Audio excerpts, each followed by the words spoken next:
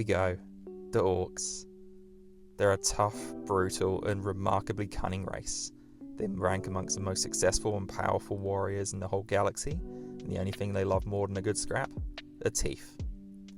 Hey, I'm Matt, this is Coffee and Paint Water, and today I'm going to show you how I make my wasteland orc bases. Grab yourself a coffee, and come on, let's get into it. I love to stick to the Mad Max style for my orcs, much like Jay from Eons of Battle actually, which also complements the fact that I went with bad moons. It mostly stems from Gorka, that's just how orcs look in my head these days. And speaking of, that's one of the best rules in any GW game is the trucks in Gorka, how they carry as many orcs as they can. You just pile them on the truck and you actually physically move them across the battlefield. Any of them that fall off are actually deemed as casualties. That's just chaotic orc goodness, and I love that about that. Seriously though, the bases from Gorka are just nuts. Have you seen them? The size of them are crazy. Such a funny rule system.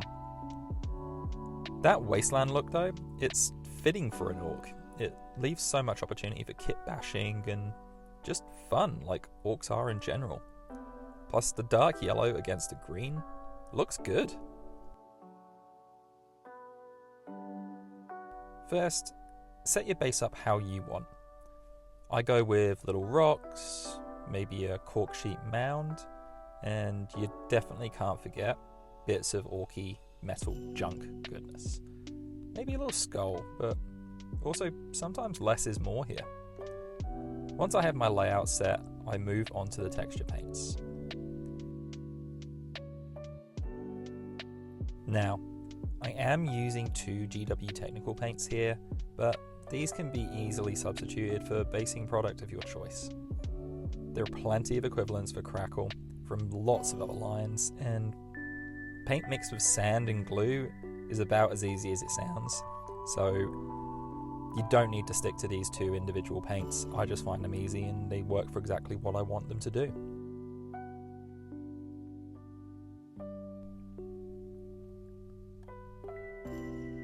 So first up, I apply sections to my bases using GW's Armageddon Dust. I got this paint initially in a starter paint set, and the colour is just bang on the desert wasteland look I'm going for. I try and add this in little chunks here and there, not completely covering the base, though there is the occasional base that I maybe do this for. I just try and create as much variance as I can across my bases. I also find that adding a little bit of water to the pot makes this a little bit of a runnier consistency. I find this helps with the application. Sometimes if it's too sticky, it kind of clumps together and doesn't actually stay on the base nicely. Next, I combine this with a Grelin Earth Crackle. This also is from GW, and this covers any of the remaining sections that I don't already have some kind of texture applied to. This gives me a mixed earth kind of look, which is far more interesting to me. This particular paint is a little bit tricky to work with, has a habit of flaking off the bare plastic. It seems to sit pretty well though if you primed your base prior. I've also seen some tips where people actually maybe put on some gloss varnish or something along those lines, and definitely the tip that I found the most useful is not being too stingy. If you put it on very thin to try and make the most out of your pot, it will just flake off. You need to go on in big solid chunks, but also this actually gives it a better look anyway. It gives you those really big defined cracks. It doesn't take too long to dry, and then I find that the paint that actually is a great color match to the Armageddon Dust is Talon Sand. Just a little bit of this, maybe mixed with a tiny bit of a dark yellow, is a great color match and gives you that perfect kind of awful wasteland sandy texture I'm going for. You add a bit of water just to make sure that it's more of a stain as it goes over the Grelin Earth, and then it can go into it because it's quite porous. It also helps lock it down even more.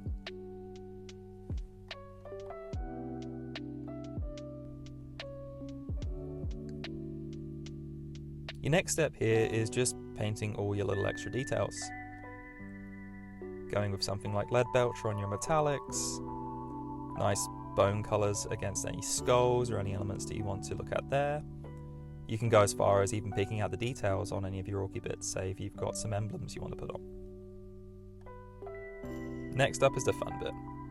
Agrak Surfshade. Everyone knows what this does. It's definitely the best wash that GW have got going for them.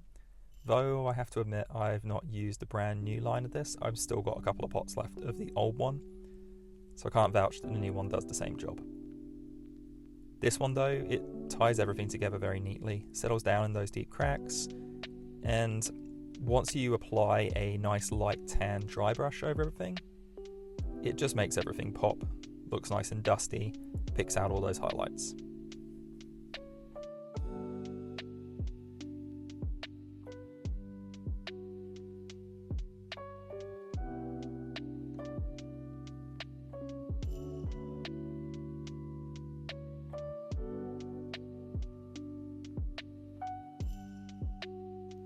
This is definitely one of my favourite moments, watching those little bits of detail finally get picked out by a dry brush, and then putting a bit of skeleton horde over my skull, and it's really coming together.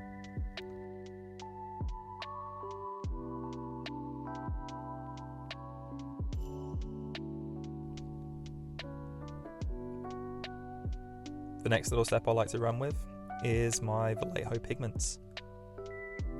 This yellow really brings back that vibrant yellow wasteland colour, and it's very identifiable as being a dusty texture. Perfect for that kind of wasteland look we're going for. I just apply it in little blocks here and there, and it works best in those coarse sections, so around that kind of sandy texture is really good.